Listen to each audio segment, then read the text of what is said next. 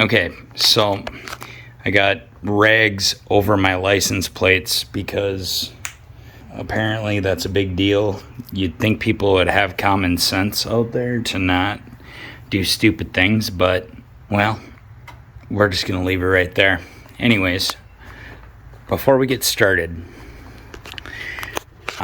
I've got this temporarily put back together. The battery they have in this is a Napa battery. It's not a bad battery by any means. It's not the right size for the vehicle, so the hold down don't work. I just got it sitting in here just so I could pull it out to lock my garage, of course. There's no belt or anything on this vehicle right now, okay? I only did that temporarily so I could pull it out of my garage, so I could shut my garage during the day. That's because I needed to get parts. Nevertheless, what we're gonna do is we're gonna clean his radiator. Obviously there's no condenser in here, but you can see the radiator looks pretty dirty and bugs and stuff.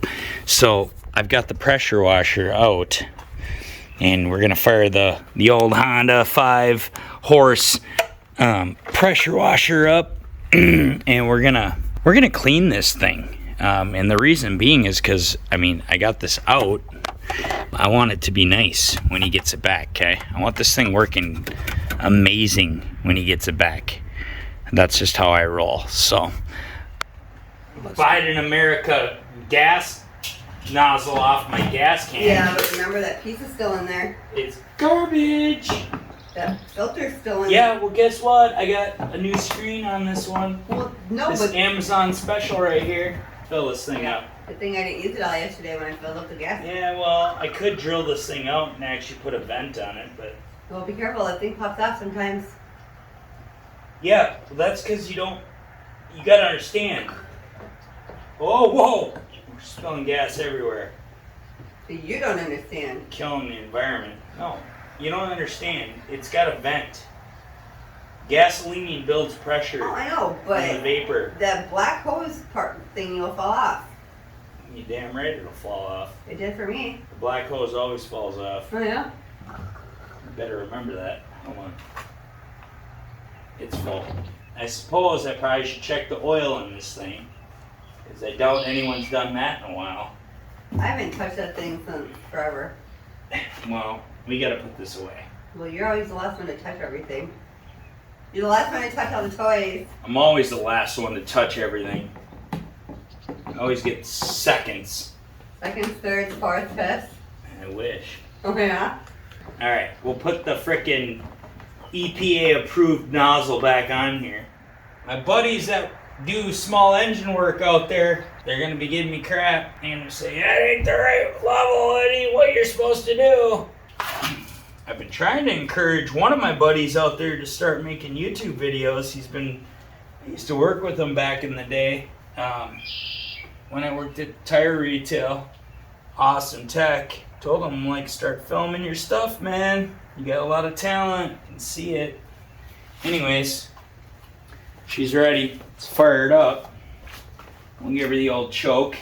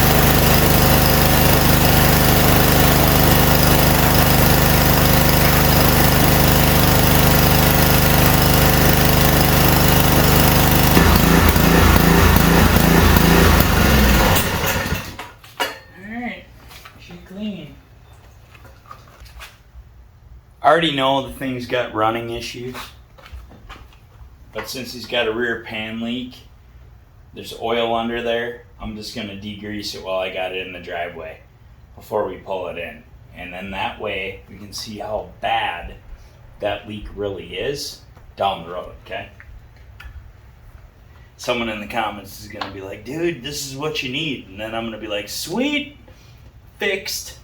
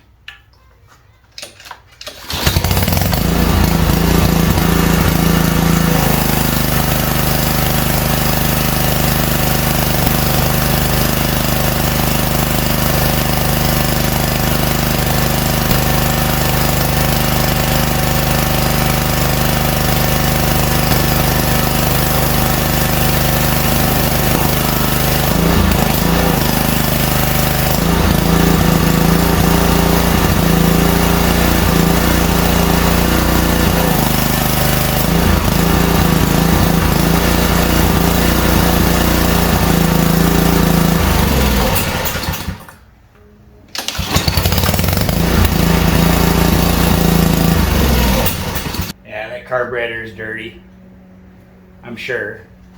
So I had to adjust her up a little bit. This is what it is. Look at how clean that is. Oh, lovely. We'll blow her out with some air. We'll blow that out with some air. That looks a lot better. Blew everything out, got it nice and clean, even washed the sides of the van. Why not? I gotta move all the bikes and everything else outside so I have room in my garage. Look at how nice of a day it is, guys. There's the shed I gotta put up. It's a plastic one. It's nothing special, but tomorrow we're going to get wood. It rained earlier this morning, but look at how beautiful it is out. I mean, on July 2nd of 2022. I mean, just for real though. Look at how beautiful it is. Anyways, I just thought I'd show you that.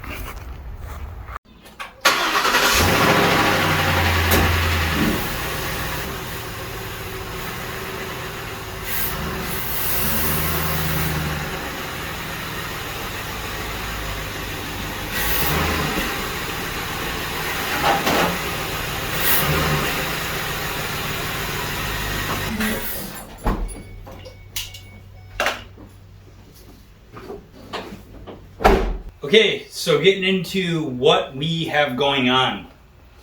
Baking soda, battery terminals, they're corroded. They need to be neutralized. We need to clean them. That's why it's here. 3M Super 77 adhesive spray. You get that foam that it needs to be re-adhered to certain components. We carefully remove it and we re-adhere it by spraying it and then reapplying it and letting it dry to things like an evaporator core or whatever. I needed some for the shop. Napa, thank you. We could replace the foam. You could try ordering it, good luck. But that's what it's for.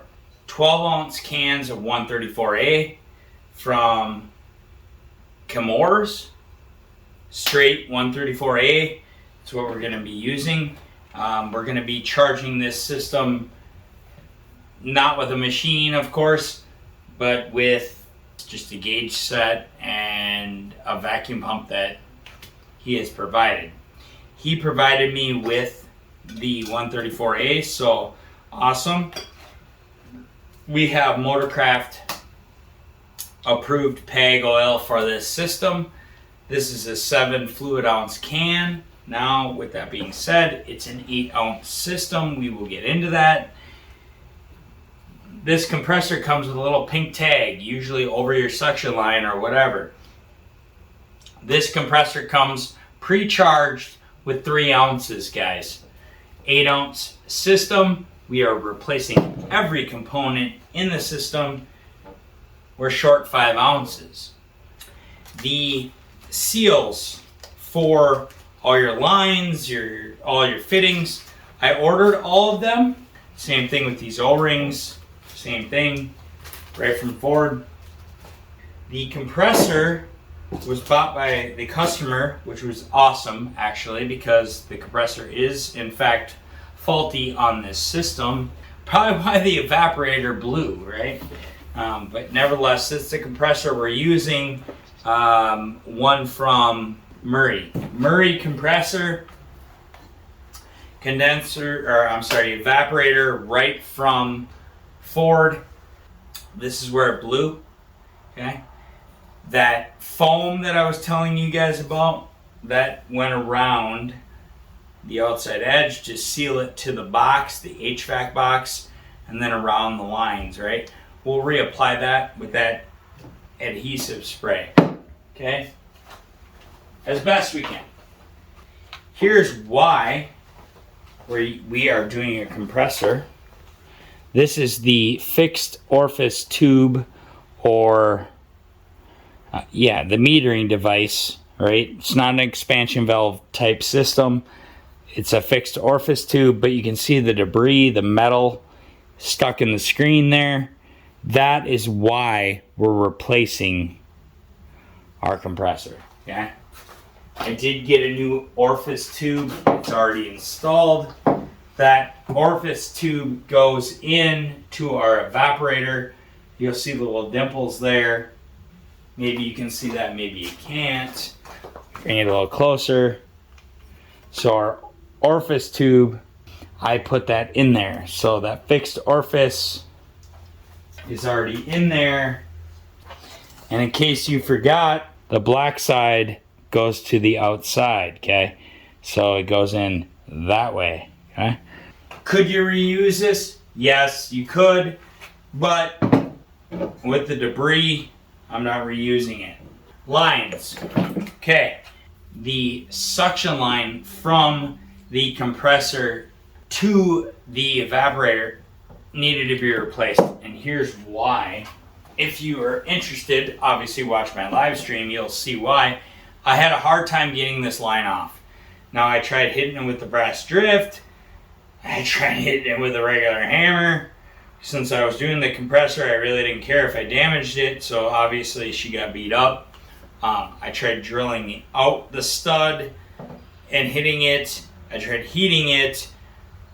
We were at the point where it's like, it's time to do a line. To be honest with you, this compressor needs to be replaced. Whenever you have debris in the metering device, such as the fixed orifice tube, where did that debris come from? This guy right here, okay? It's the only moving component in the system. Discharge line, okay? Here's the old one.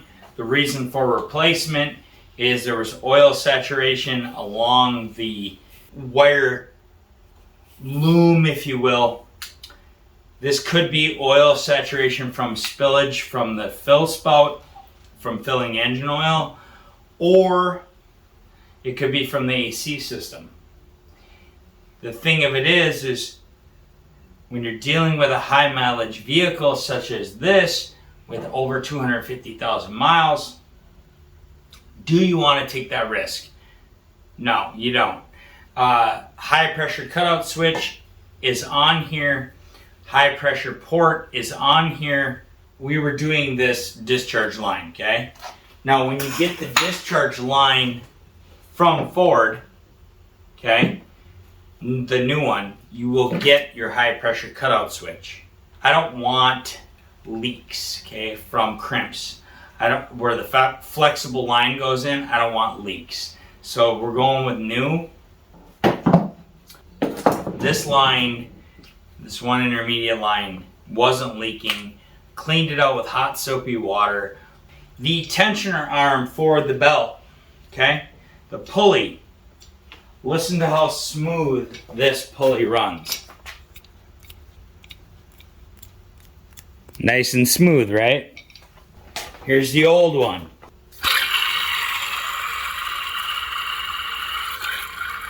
Okay?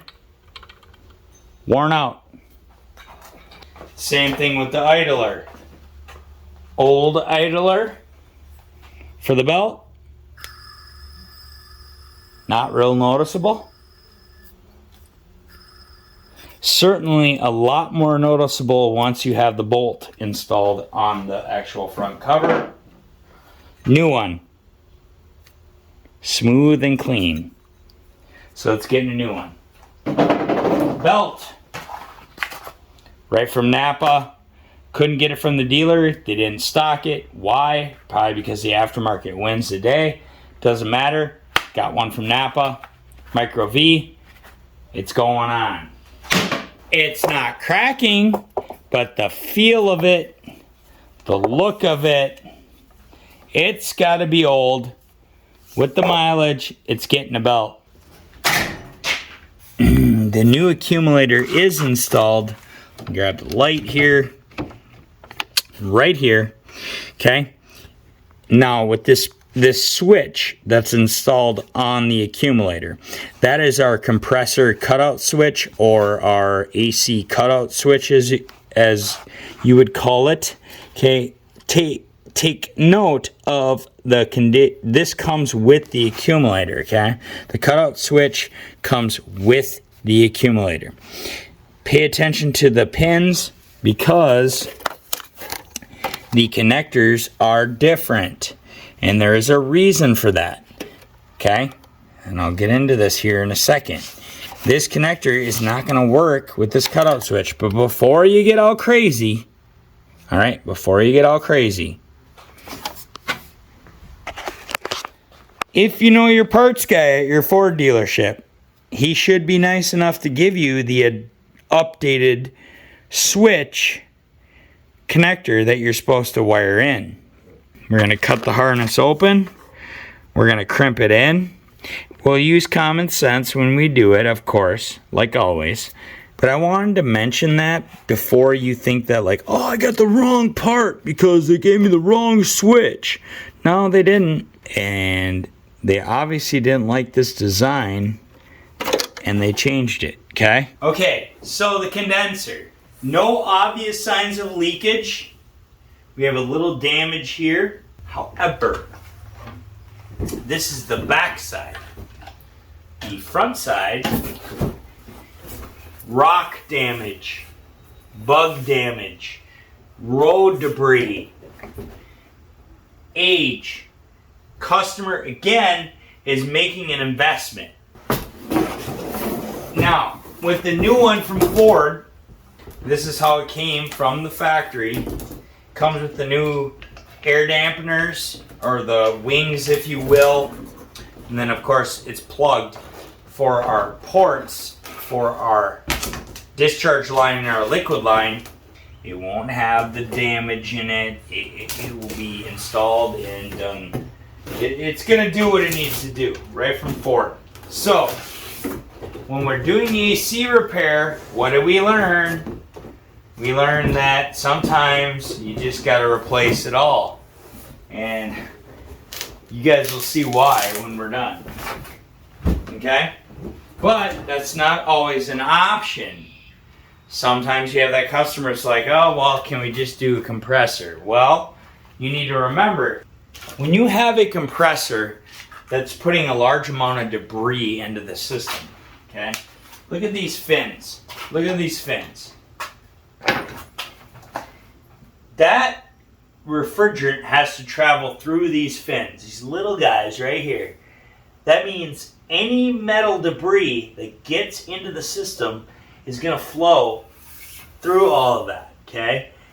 On top of damage to our cooling fins, which help cool the refrigerant and condense it back down to a liquid. And that's what I was going to talk about. This suction line comes back up to our accumulator, okay? And the reason being is because it has to be dried after it comes out of the evaporator, okay? So there's the clarification. Basically, what happens is refrigerant is in a liquid state. So if I take refrigerant in a can, it's in a liquid state, right? But if I were to release this to the atmosphere, it's going to boil and turn into a gas, okay? So let's think about that. Condensing turns it back to a liquid. It condenses it. It turns it into a liquid. Evaporate, blow into the atmosphere, it turns it back into a gas. Hence the name, evaporator. As air comes from the cabin that is hot, it goes through the coils of our evaporator. The evaporator takes that heat that's in that air, absorbs it through the 134A liquid that's coming into our evaporator that's metered, coming in metered at a certain flow rate to keep it in just that right state to absorb that heat, take that heat out of that air that's passing through the fins of the evaporator and discharge it.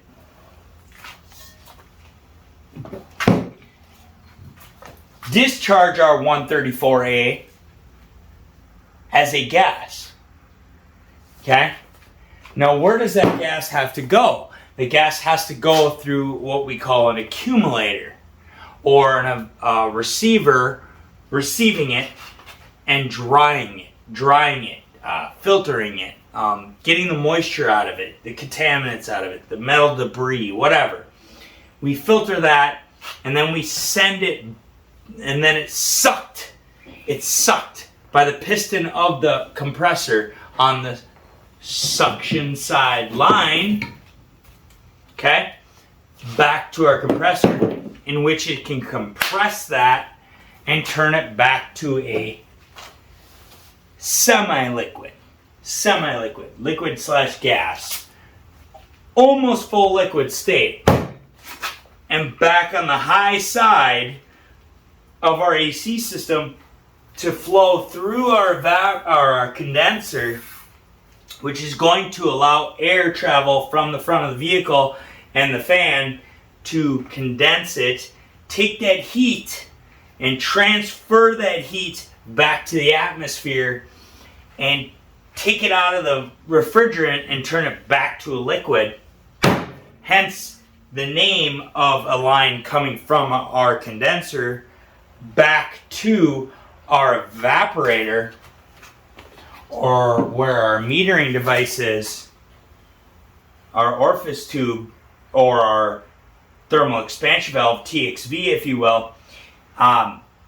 It's coming from the condenser as a liquid/gas, but more so a liquid, to get metered back into our evaporator. Complicated, but not really. Once you start to understand it, it makes sense.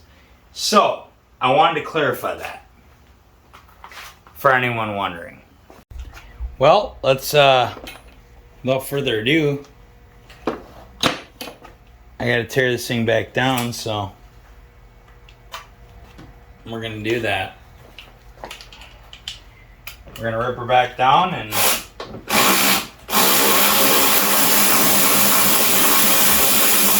get right back to it. I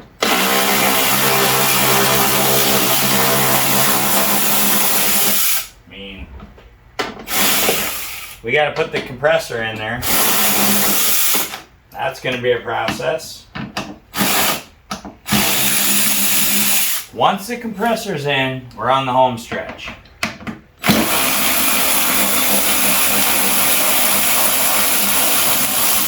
Get these 8 mils out. Take the air box out. Get it out of the way.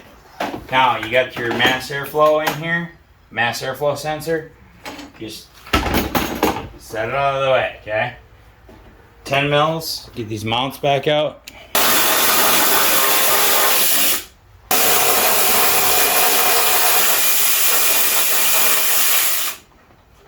So, I'm filming it. I'm filming it all, so that hopefully somebody learns something. Will I make mistakes? Yes. Am I perfect? No. I already know that I'm going to make mistakes. Okay? I already know. Alright, let's get this battery out of the way, okay? That baking soda is going to be used to clean the rest of this up. I'm going to do these once I get all the AC stuff done. Then I'll clean these up outside, out of my garage, so that it's nice and clean and making good contact again, okay? But I'm not doing that in my garage because I don't feel like making a huge mess.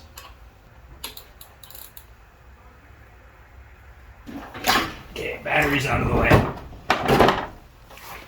Here's our compressor, here's our clutch. I leave the plugs on. This compressor is completely sealed still, which is exactly what I want. Once I get down there, then I'll yank these babies off and we'll struggle with that, okay? This is the worst part of this job, is putting this compressor in, okay? Because we have 3 bolts, 2 on the bottom and 1 on the top. The other thing that I didn't mention is the new compressor will probably, most likely, this one did, come with new dowel pins. There's a dowel pin here, and there's a dowel pin here. So one on the top side, one on the bottom side. There's 2 bottom side bolts, there's 1 top side bolt. Again, you gotta install those before you go to send her down, okay? Alright, let's send it. Quick note before we begin, and we might just wanna stick that in there now on the top side and make life easy for ourselves. Ask me how I know. And keep it there until we get it in place, okay? Just a suggestion, just throwing it out there. Alright, here goes nothing. Nothing but pain. Ha! It's a little bit of a fish. Again, I got the radiator loose. I got the tensioner out. It's not going to be easy, but you'll get it. Just have faith in yourself, kids. All right, here we go.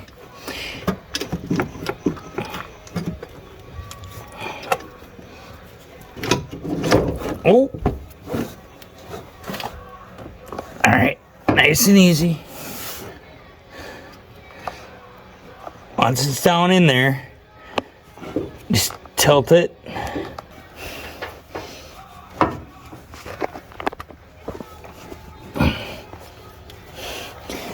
Alright, it's down there.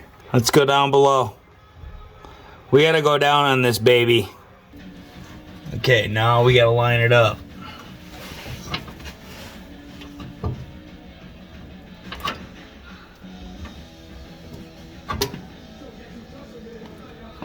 Alright, this is the hardest part, getting it lined up. But don't give up.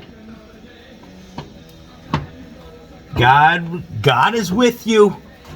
God loves you. What I'm doing right now is I'm feeling with my fingers for the lineup points so that I can find the spot that I need to be, because of course I can't see anything. Alright, so you want to line up your top bolt first and get it in place. And just get that top bolt started. If you can get the top one started, you are in business, because it's going to hold everything. Alright, now at this point, you're going to be saying, shit, I forgot my bolts. Yep. You forgot your bolts, didn't you? For the bottom. It's okay. We've all been there. It's alright. I've got mine.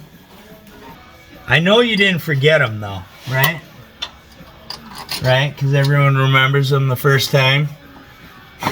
You're laughing right now because I'm right. Alright, get your back one. Oh, look at how easy that is. Oh. Goes right in. Goes right in. Now, if you're smart, you'll spin your back one in with your hands as you're kind of wiggling and pushing the compressor into place. You'll spin that back one in as far as you can with your fingers right now. You want to know why? Because once you grab your ratchet, which I know you remembered. I know you remembered your ratchet. You did not forget your ratchet with your 10 mil, did you? Did you seriously forget it? You gotta go back up again? Must be Ford's fault, huh? Is that Ford's fault? You're hating me about right now, aren't you? Get it on the back one. Just get it on the back one. So we're gonna ratchet it in. I'm holding the compressor up into place where the dowels slide in. Because I'll tell you right now, you start tightening it down and you don't get it straight, you're going to have problems. Yep, they're all started. See that wire right there? Loom hanging loose? Do you see this hole down right here? There's a reason why that's there. Now I will tell you, the reason it's there is to keep it away from this belt line. I'm gonna zip tie it right to this wire here. It'll be fine. It'll be out of the way. We're gonna grab the 10 mil. You might not have air, so you're gonna have to do this by hand, and that is what it is. Now when we're tightening the back bolt on the compressor, it may behoove you to hold it up as if it were mounted properly.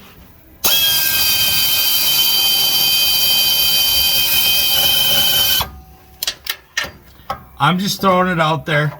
You might be thinking, gosh, Pauly, you're such a prick. Well, someone's got to be. All right, let's give her a tweak.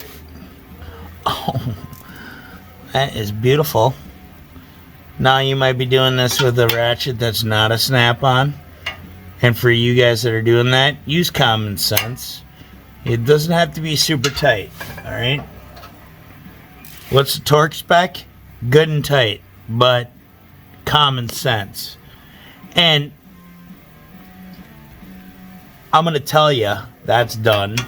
I'm going to tell you right now, there's a reason why we get paid what we get paid. We have the tools to do the job. Just like a guy who, you know, fixes, like this guy. He fixes home AC. That's his profession. Do you see him fixing his AC system in his van? Nope. Why? He wants it to work. He just wants it to work. Be done with it. So sometimes it pays to have a professional work on your shit. Sometimes it's worth paying the extra money. It's worth it. Let's get the top one.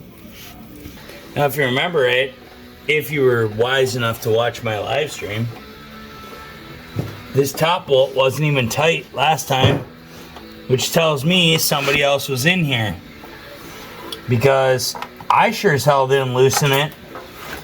So really don't matter to me, because the bitch is getting torqued in correctly now. That ain't an easy bolt to get to. So if you're doing it DIY,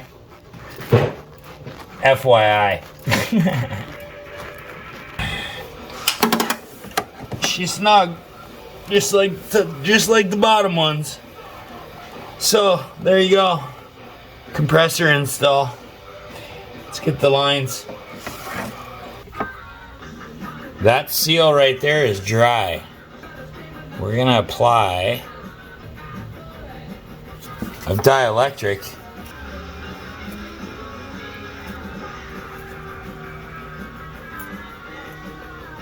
Okay, there we go. She's lubed up. That sticker in the hole. We forgot to lube the other side.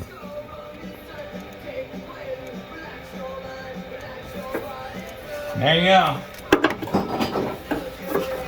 Take that dielectric. Now don't get it down in the hole. I know that's generally what we want to do, but we're not trying to get it down in the hole this time. All we're trying to do is lube up the seals. Now this hole here is the one that seized last time, right? This hole here where the stud goes through, she seized last time. That's an easy fix. Just fill her up with dielectric. Send it. You didn't hear it from me. Okay. Service information will tell you that. Don't worry. Now when we get down there, we're going to have to unplug it. Obviously, pull the plug. And you're going to be like, well, why didn't I just pull those to begin with? Well, you can. I'm just trying to avoid getting debris in the system. You know, the right way. to do things. Which side was the harness on? Do you remember? You don't remember. That's okay. It was on the inside. That means towards the fan. Yep, you're welcome. You can thank me later. Once this is done, guys, we're on the home stretch. This is the easy part. I mean, the hard part. I mean, the easy part. I love it. Because everything's so easy. Right? I seen it on YouTube. I forgot about editing. Editing makes it look so easy. It should be like 5 minutes, man. I mean, I watched so-and-so on YouTube and they did it in like 5 minutes. So, why is it taking so long? Because your gosh dang YouTube only gets you in the right direction. Alright, hold on. There we go.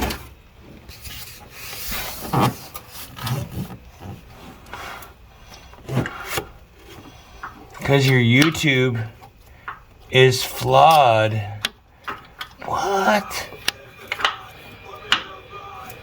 Everything's supposed to be easy. Alright, let's put the rear line on, which is our discharge line. Oh, it's super easy to line these up. So if you don't do it in like 5 minutes, something wrong with you. Definitely there's a guy out there that kills book time on these.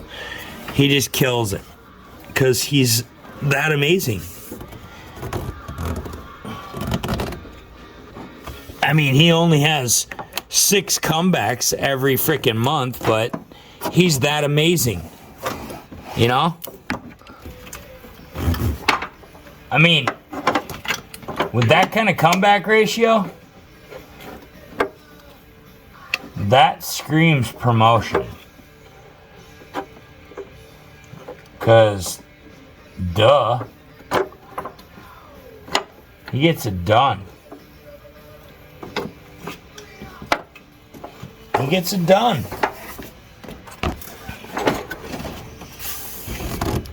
And I mean, if he can get it done, that's all that matters. Never mind the fact that it's all jacked up and everything's all effed up when he's done. Whoa. He's a rock star.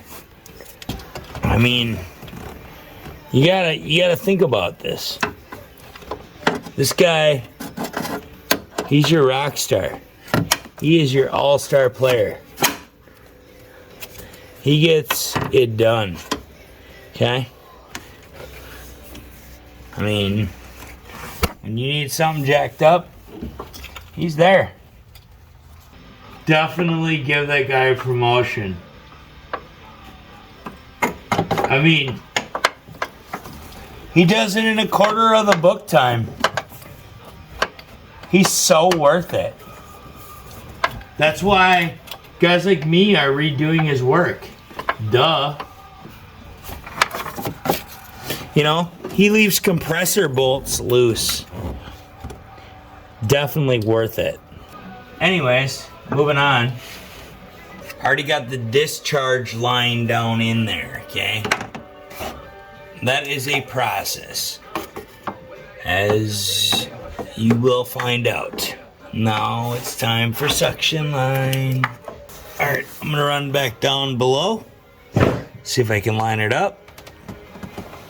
This is not an easy job. No matter which way you look at it, you're gonna earn your money. You're gonna earn your money on this one. The other one is in there. We just gotta snug them down. I know I didn't show you, but you gotta go down below to get it, okay? Because if you don't, you're not getting it. 13 and a quarter. Quarter-inch ratchet. only way to get down in there, and you need a flex head. The compressor's in. The lines are in. You just gotta snug them. That's all you gotta do. We're almost done. The hard part's almost over. We're gonna get the tensioner and the idler pulley on next. And then the belt. And then once that's done, we're on the home stretch, baby. I mean, what more can you ask for? There we go. Lines are in. Alright, so this tensioner in.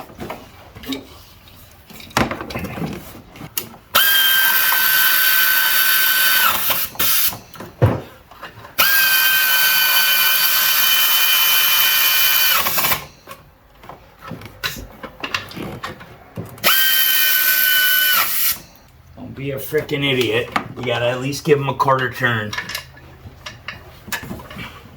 Come on now. Common sense. Don't be that guy. Quarter turn each. There, now you're done. Alright, it's time for the idler pulley.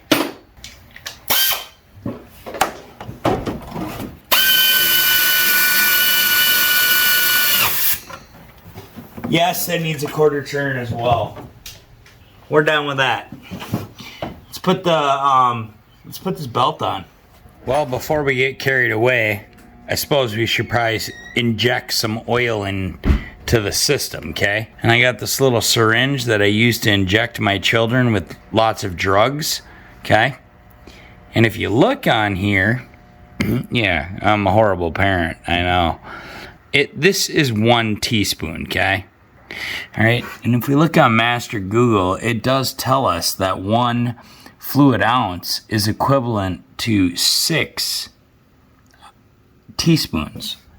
So that means it's going to take 6 shots of this. 6 of these teaspoons, this size, to equal 1 ounce. 8 ounce system, which means I got 3 in my compressor. So I need 5 total. I'd like to put at least 1 ounce into those lines. It's going to take basically 6 of these to equal 1 ounce. So if I give 3 shots to each line, pretty sure that's 1 fluid ounce. So that's where we're going with it, and that's exactly what we're going to do. I'm going to grab 1 line. So we're going to inject the discharge line with 3 of them. Oh, there's 1. Oh yeah, we lost a little, but that's okay. Don't worry, guys. It's not gonna be the end of the world. As long as you're close. Let's put 1 more in there.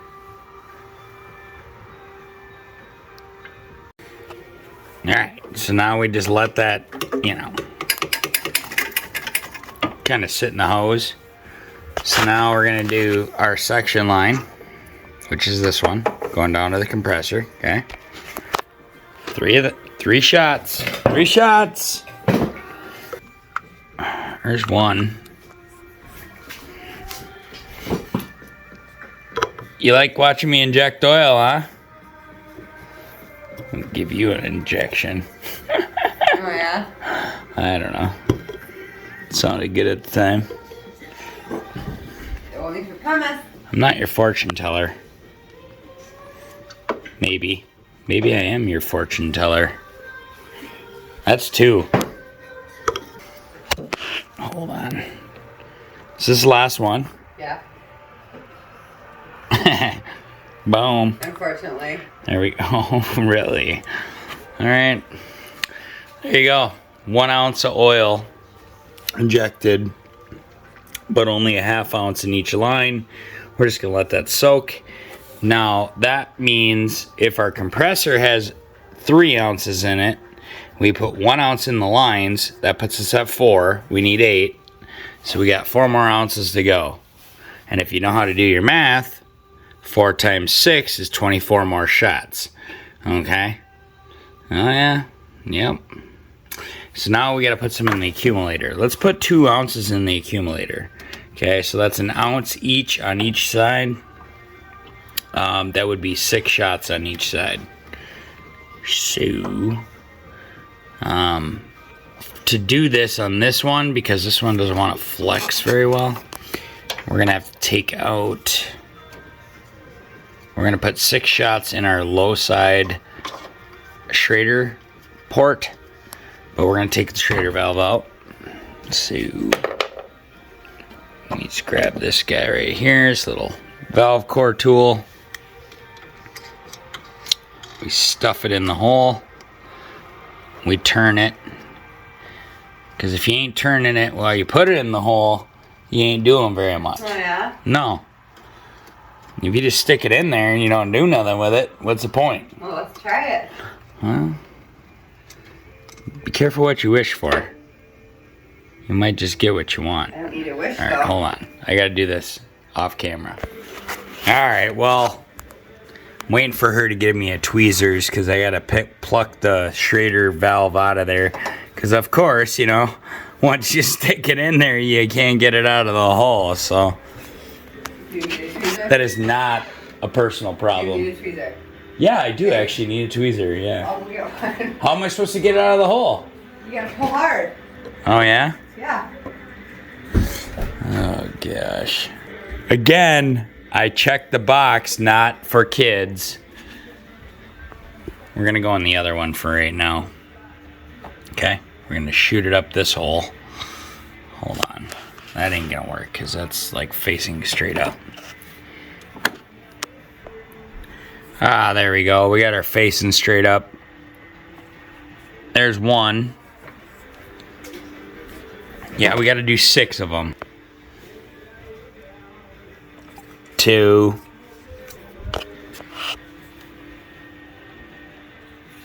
3. Oh, you brought me tweezers, huh? You said you needed it. Oh, you know I need it. Oh, this is getting to be ridiculous. What are we on? 3? So this would be the 4th one.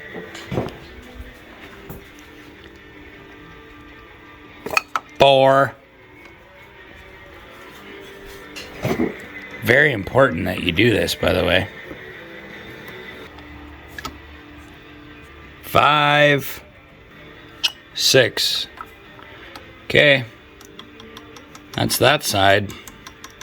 We'll let that go down in there. And now we're going to pluck that out with the tweezer. Push that can forward a little bit. I will. Alright. Put our Schrader right there. And we're going to give that one 6 shots down the Schrader hole.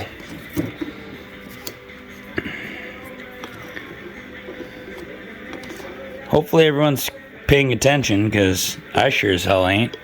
I don't even know how much I've put in the system. 1. That's a joke. Kind of. How many were we at? 2? Don't lose count now. This is number 3. So that means if I put 6 total in each line, 6 teaspoons in each line, that's equivalent to how many? 2 ounces. Plus 3 each in the discharge and the suction line. That's 1 more ounce. That makes 3 ounces. Plus the 3 that are in our compressor, that's 6 total. Which means I have 2 to go. And guess where those are going? Condenser. But before we get carried away, since we're injecting oil everywhere, let's just go ahead and take this adhesive spray and put our foam on our evaporator, okay? We're Give her a good shot of the adhesive spray. And that should be more than enough. Okay. Tip the can upside down. Give her one shot. That helps prevent clogs in the nozzle. Don't forget how it goes on there. Don't worry, I didn't. How dare you doubt me? Oh yeah, just like that. Just like that. Ah, it's almost like I know what I'm doing. Weird. Look at that. Custom. Alright. It's messy, but it works. She kind of stuck to the box. That's alright. The other one, it's not perfect, but you know what? It's close enough. And it's better than nothing. That's all that matters. As long as we do our best, right? That's all you can do. That's all a guy can do. Do his absolute best and slide these back on. Enough. And this one, there you go.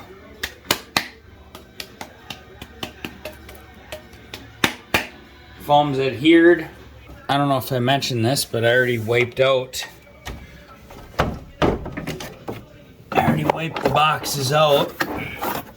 Both sides. I cleaned them out really well. Will it be the end of the world if you don't put the foam on? No. Will it still work? Yes. But I'm showing you how to do it so that it's back to factory.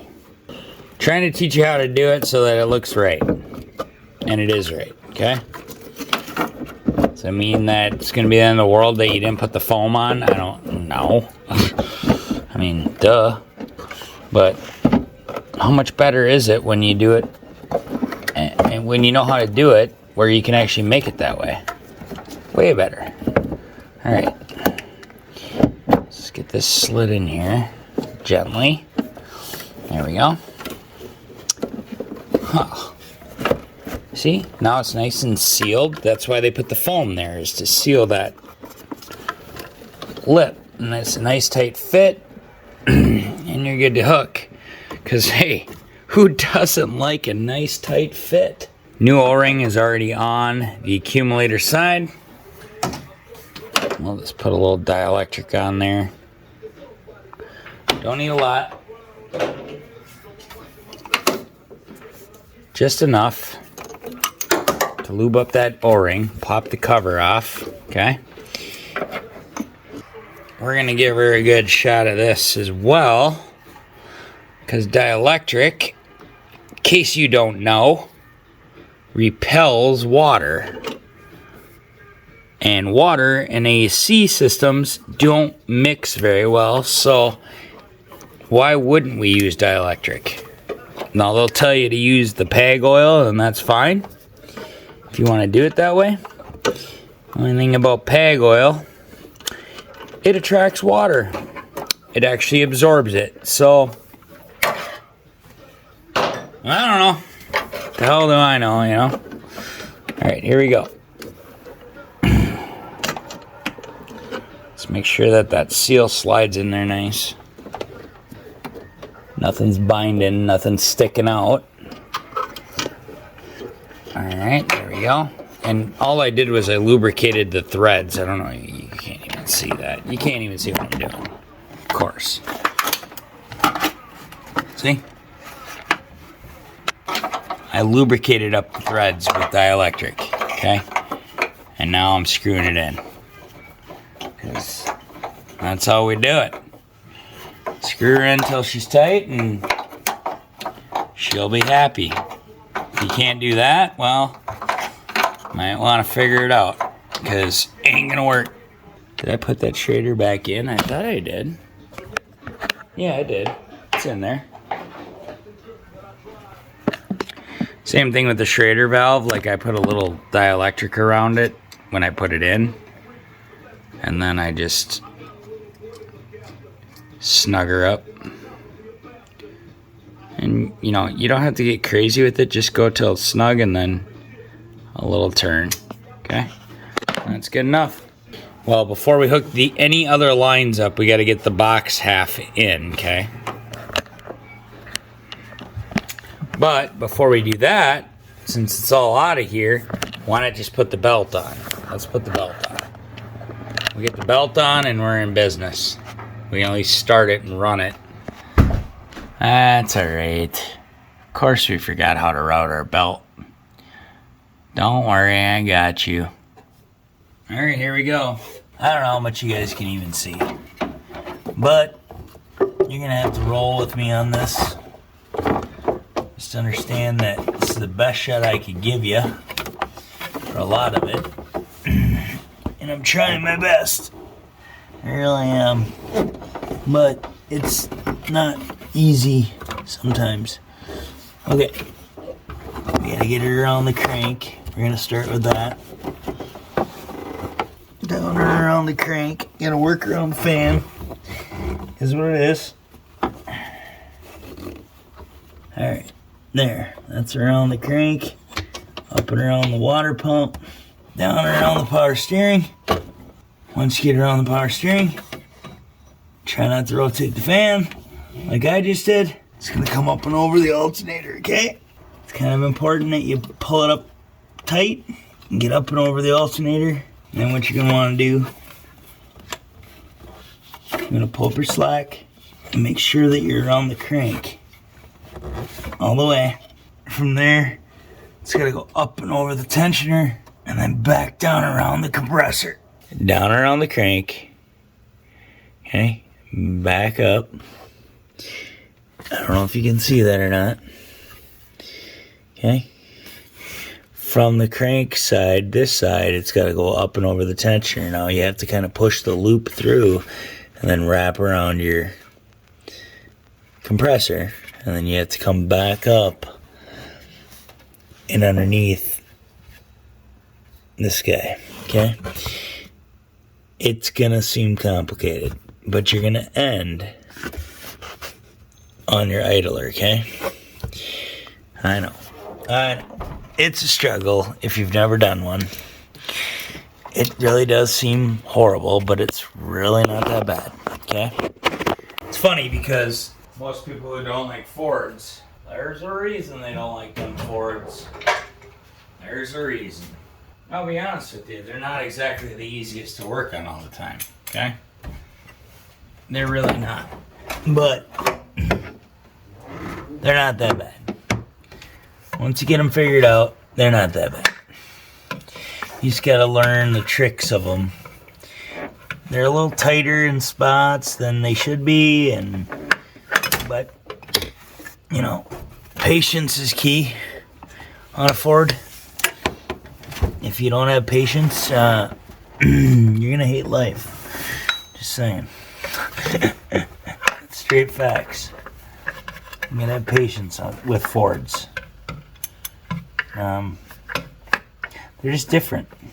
They're not a Chevy. You know, Chevys are, to be honest with you, pretty easy. Now, the reason I'm showing you this is because some of you ain't gonna be using the right size ratchet. And that tensioner pushes down like there's nobody's business, okay? So I'm gonna show you how to overcome that. But first, I gotta get down around that AC compressor. Alright? Because you might not have a long shank 1/2-inch ratchet.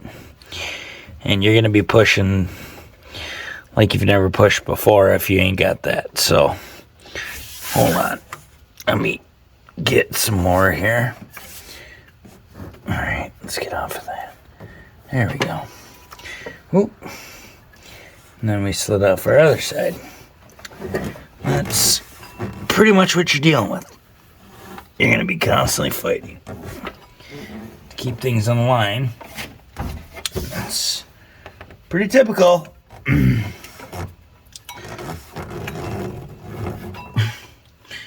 Again, patience is going to be key here. If you ain't got patience, you're gonna get frustrated and it's not gonna be fun, okay? It's like anything else. Patience is key. Okay? So we're gonna pull that slack up, we're gonna hold around the alternator just like that. And then we're gonna bring this side down and around town till we get around our compressor. It's very important that you hold pressure on that alternator as you're doing that. Slip back off of the power steering pump. And just make sure you didn't slip off anything. We didn't there. We got all our slack.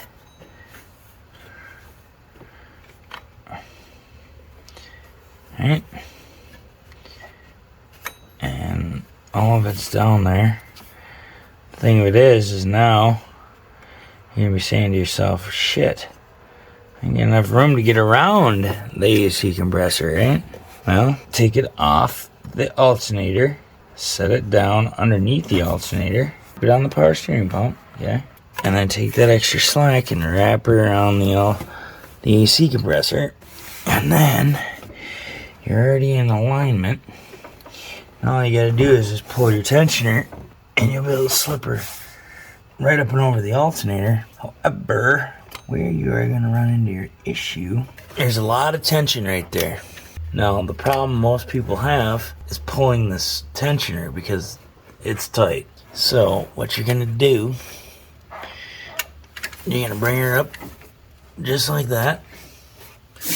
If you ain't got a long enough ratchet, you grab yourself like a 7/8 wrench, and you're gonna give her the hook,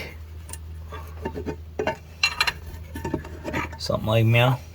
You're gonna pull, and you're gonna pull it up and over the alternator. There it is, and it has to be in one motion, guys. I hate to be that guy, but it has to be in one motion. It's not easy, okay? I'm not gonna lie to you.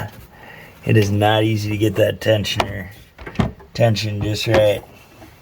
Okay? And we're still not on because it's still off the pulley, the idler that we put on. But we'll retension and there we go. Alright. Now we just double check and make sure, right? I'm telling you, if it was easy, I'd be lying to you, okay? Are we underneath that? We sure are. Are we on our compressor? Yes. Are we on our alternator? Yes. Are we on the water pump? Yes. Are we on the crank? Sure are. And are we on the power steering pump? You bet we are. So, I hate to be that guy, but that's how it's done with the Craftsman 3 or Craftsman 1/2 inch and a wrench, 7/8 wrench, okay? If you're working with those tools. If I had my 1/2 inch flex head ratchet, my snap-on, would have made life a lot easier, right? And a lot of light in a shop. I mean, duh. But I know how it is, man. Like I've been there. People think that just because, you know, got all this fancy shit that don't know how to struggle. Well, let me tell you, before you had anything fancy, guy had to struggle, right? Let's go ahead and put that cover back on the evaporator.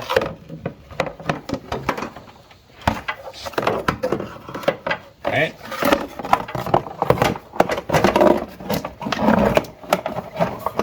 There we go. And just get your screws. Okay, and start screwing it back together. Don't forget about the bottom one, that's a pain in the butt to get to. We want to start bringing those in.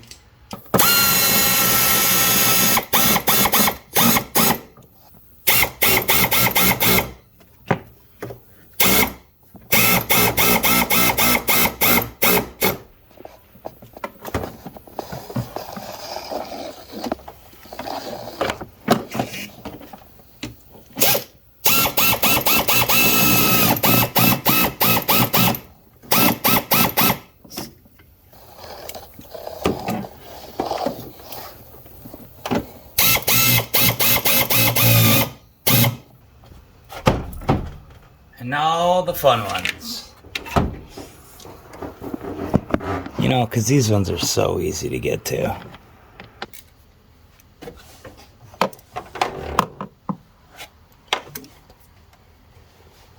All right. Some of these I'm just going to have to do by hand. Just the way it's going to be.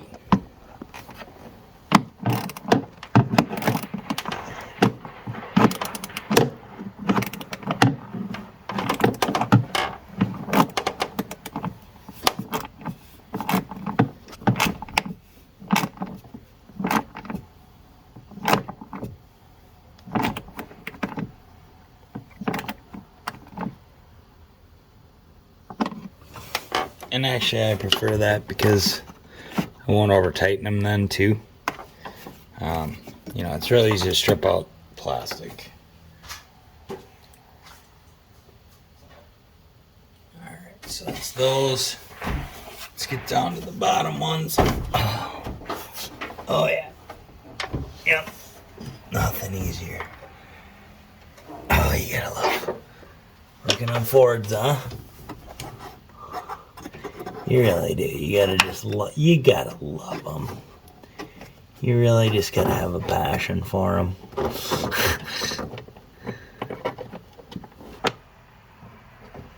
Well, because everything about these is so easy, right?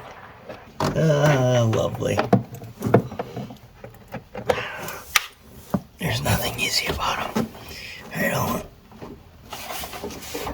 If they were easy, everyone would do it. Alright, hold on.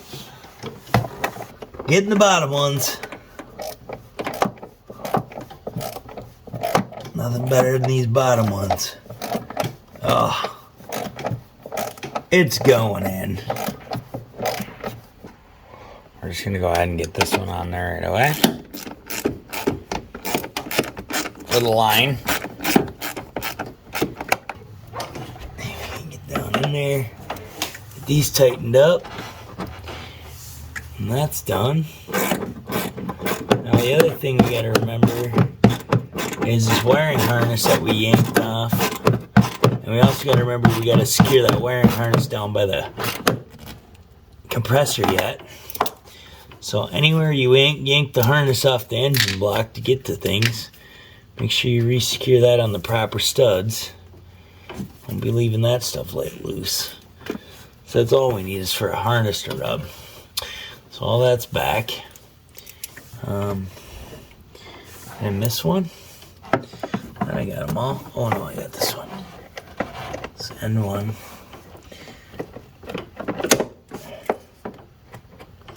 One on the end here. Alright, hold on. There it is. That's that hiding one. Way down at the bottom. Let's see here.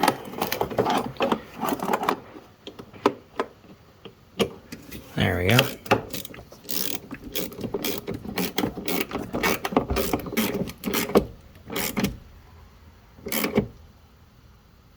Alright. That should be all of them. Alright, it's time to give the old condenser its shots of medicine.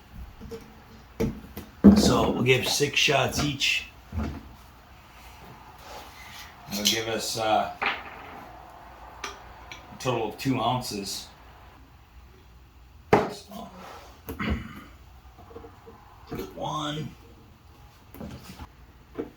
2, 3, 4, 5,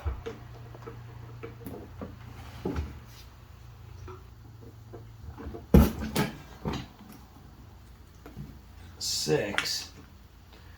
We're just gonna tilt her up just to let her go down in there. Yeah, we're gonna lose a little, so you gotta give her just a little bit extra, not a lot. Just the way it is. It's not that precise, guys. 1. As long as you get her down in there. 2. Just let her drain down into the condenser. 3.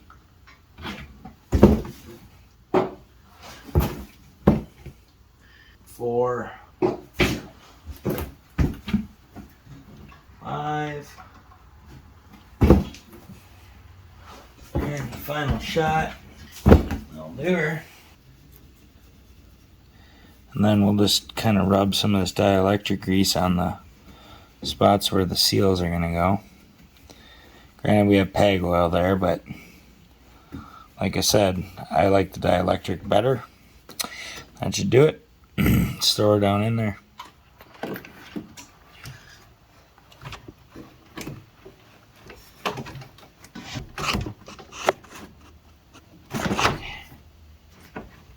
Nice and easy like. And we just want to make sure we get into our down below. There's some mounts that this actually slides into. It's very important that you get it into those. So, oh, there it is.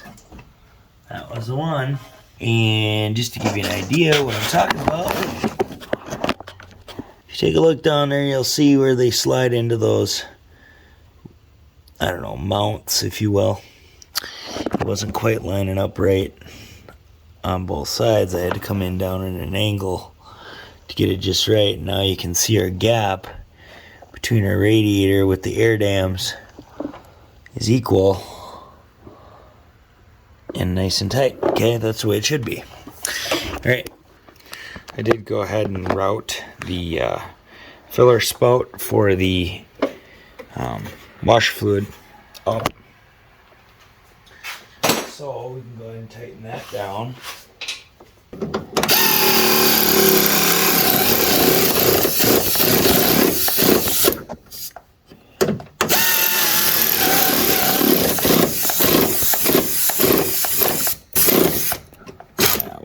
We're out of air. I ain't rerunning that air compressor, so get these guys on first.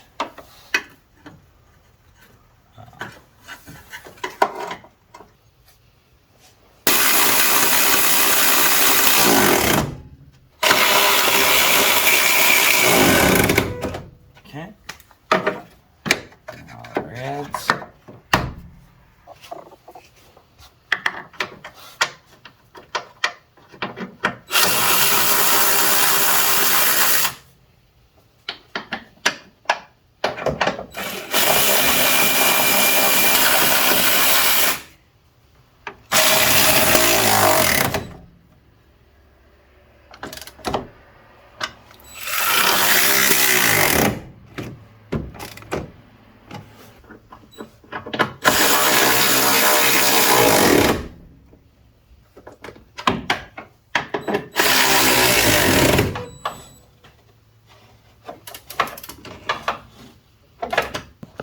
Now we just gotta hook up our lines. Suction line. Shoe. There we go. Okay. That's a 13 mil. We'll snug them up by hand here once we're done getting the lines hooked up. Alright, let's take our discharge line. That is, of course, gonna go on the top here. Okay. To our condenser. And now our last line, which is going to be this one.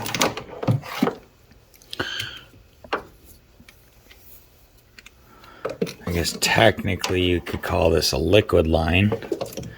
Now I've already put new O-rings on it. This is the line that we were reusing.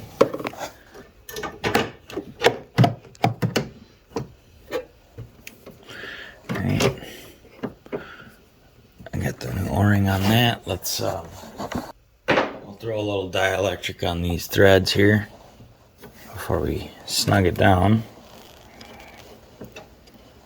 I'll just go ahead and snug all these 13s down now.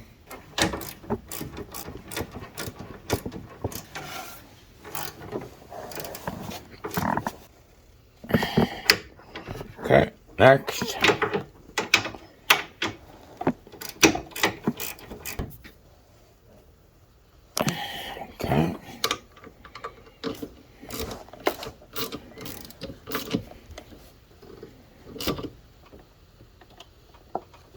Okay.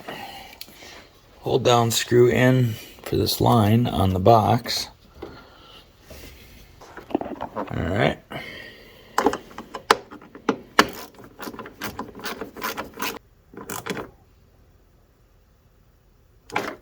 Okay. Tighten these down. Okay.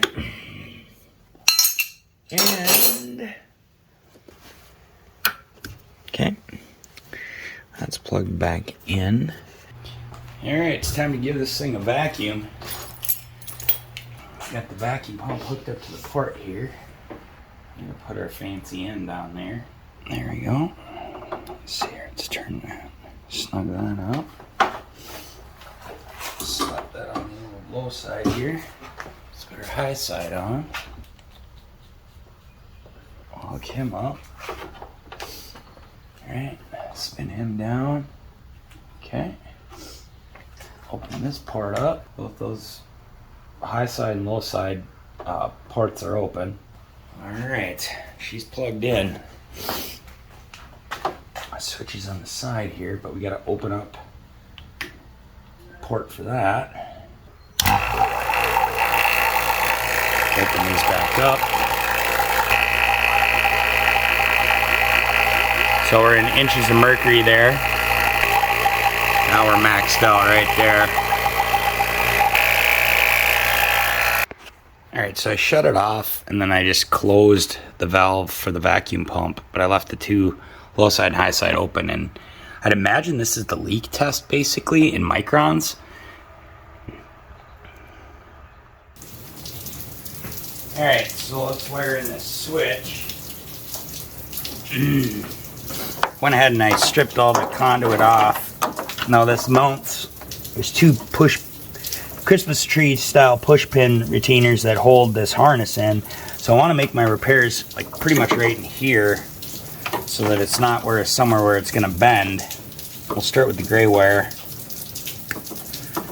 Snip that. Now it shouldn't matter which wire goes to which because this is a cycling switch. So no matter what, it's going to work regardless.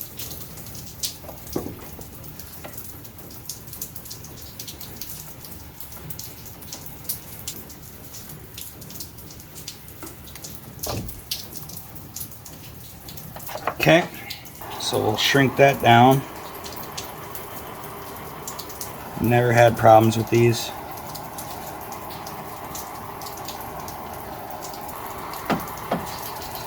Solder is so, you got to make sure you get a good solder or you're going to end up with problems. They crack, they can break. The nice thing about these is they're weather sealed, they're easy. The only time I really go into using solder is like if I'm doing like some small wiring and there's a lot of them. I don't want the bulk, the harness to be bulky, but if you stagger your cuts or your repairs, you don't have problems. So just go until the goo comes out. Looks pretty good. And then we're going to take this awesome heat shrink tubing that they give you that's also got a sealer in it. We're going to go right over the top of it about equal. Okay.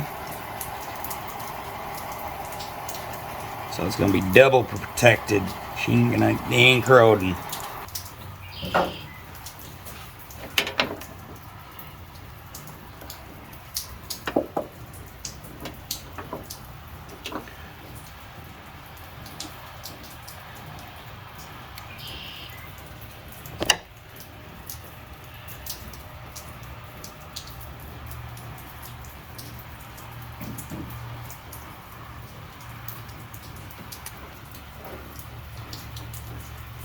Okay.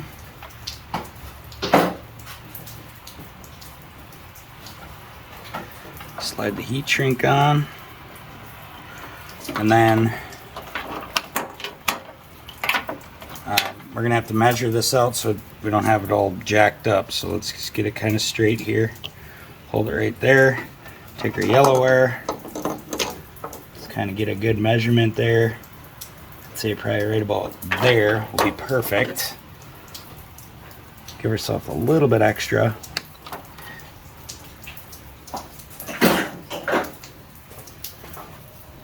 Strip her back. Okay. And then twist her up. And then just kind of give it a dry run here just to see if we got our length about right. And we're a little long, so we'll cut that off a little bit more.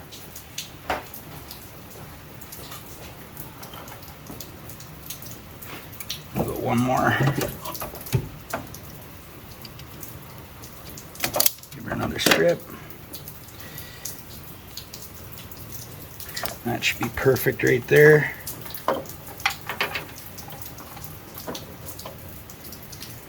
Alright, yep, that'll work just fine, just like that. Okay. Should we trim that little bit off there? Twist her up.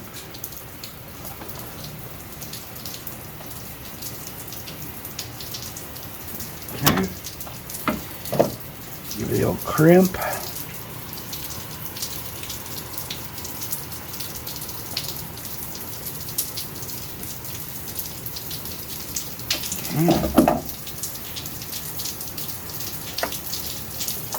Alright, let's torch her up.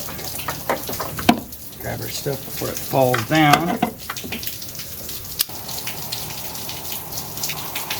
These are really good connectors. I buy these at Runnings. It's like a sporting good, kind of like a Fleet Farm type store. And they have really good zip tie collection, you know, with Christmas tree type zip ties and all that stuff for a reasonable price. Their electrical stuff is awesome, so that's where I go for my stuff.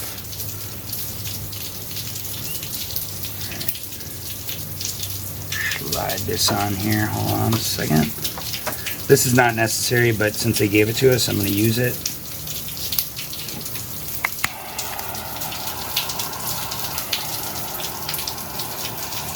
Just another protection measure. Not necessary, but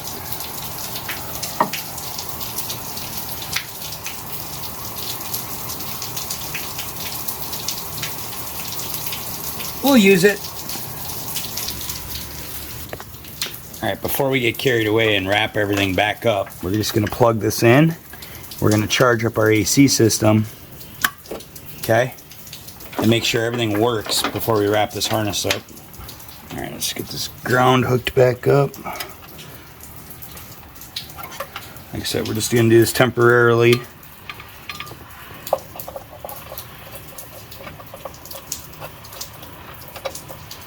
Just to make sure the system's working properly, and then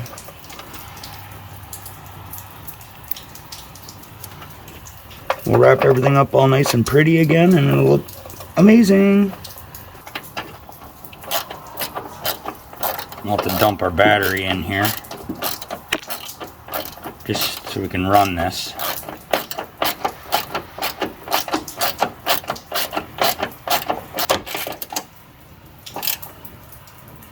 Okay, switch is hooked up, wiring's all done. Obviously we'll rewrap that once we're satisfied with it. This is our charge adapter they gave us to hook to the can. So we're gonna put this, and it's got the piercing deal.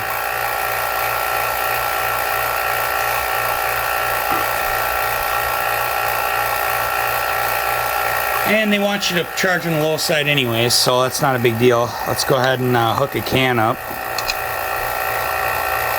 Just screw it right on here.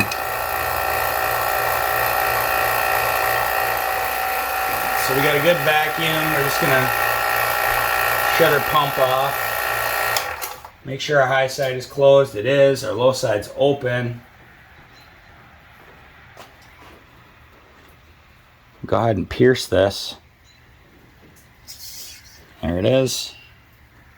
and open up our ref, or the yellow, and it's charging.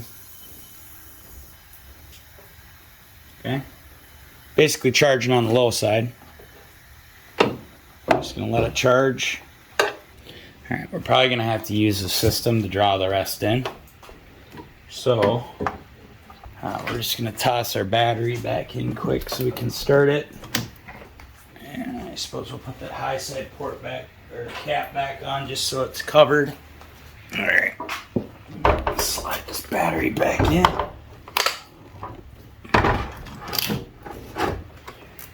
Take these back down. All right. You know, a machine will help because it'll help push it in there, but the vacuum, it was clearly in a vacuum because it was pulling. Let's try starting it and see what happens.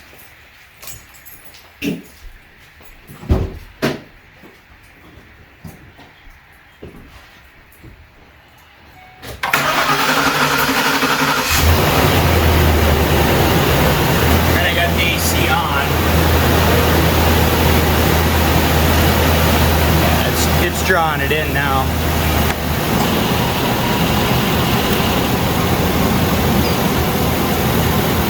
Oh yeah, she's almost empty.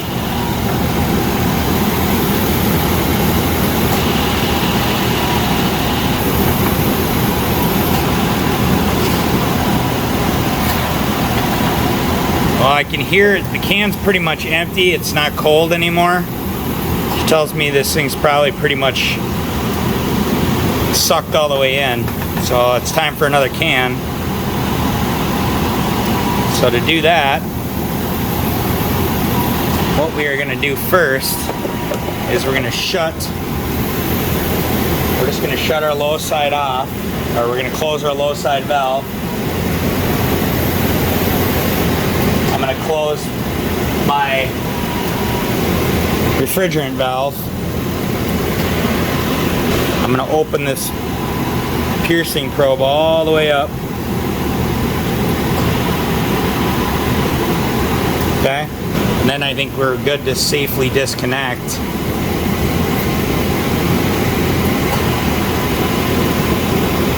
Yep. Alright, now this can is completely empty, so I'm going to crack it. I'm going to keep my hand away from it just in case. Yeah, she's empty. Alright. Put another can on. We're going to just screw this on. Okay, she's snug. Hook our charge line back up to this can. Okay. We're going to go ahead and pierce it all the way. Go. Open up our refrigerant line on our line here, or on our gauge set, and then I'm just going to back this off just a little bit until I hear it start flowing.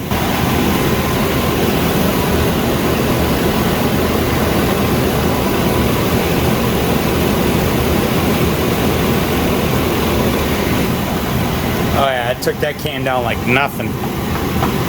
She's almost empty, just like that. Yeah, this can's empty. So, I'm going to open this back up.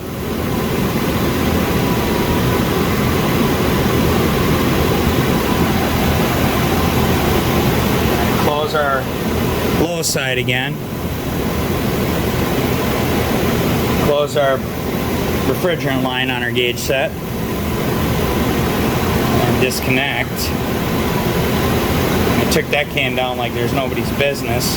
Loosen up real slow. That's empty. Alright, last can. Go ahead and hook her up.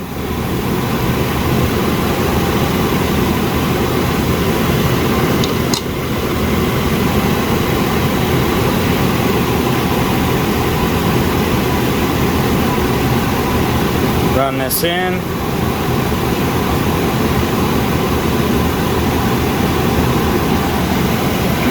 Open up our refrigerant line on our gauge set. Open up our low side.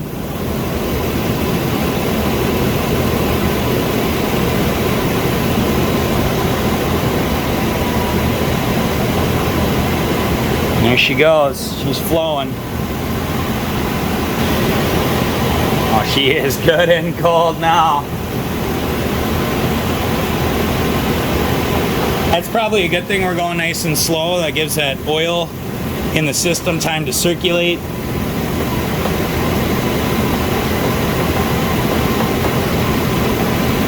It's almost empty.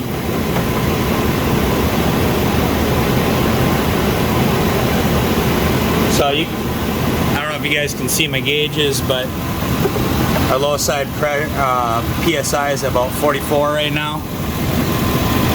So as time goes on here, I think it's going to be a lot better. Let's give her some time. It's already blowing cold out of the vents.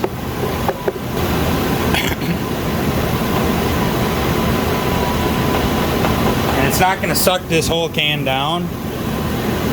I mean, it probably will. We're going to be a little, like maybe, we're going to have maybe an ounce left in this can. She is ice cold on that suction side.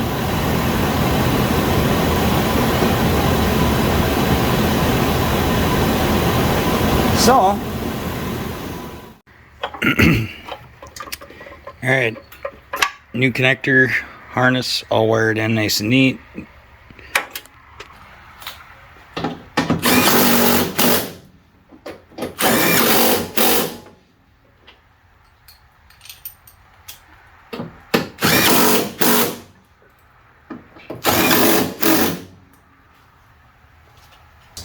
Throw this bad boy back up in here. Now this was just sitting in here obviously because it's oversized. It's not the right size battery, but it works, I guess. It's kind of just sitting in there like that.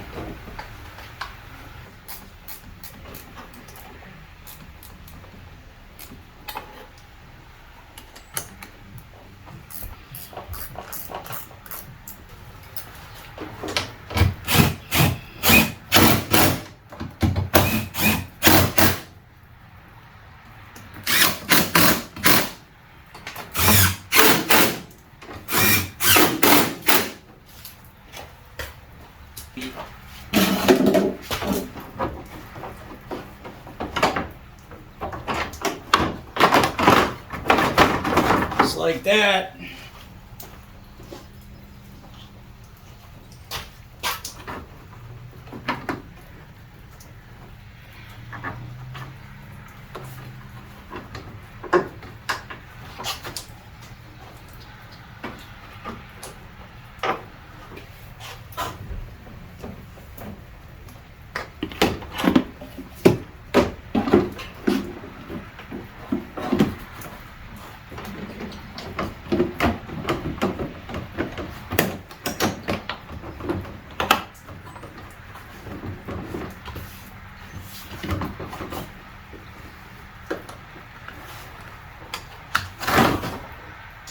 That's it.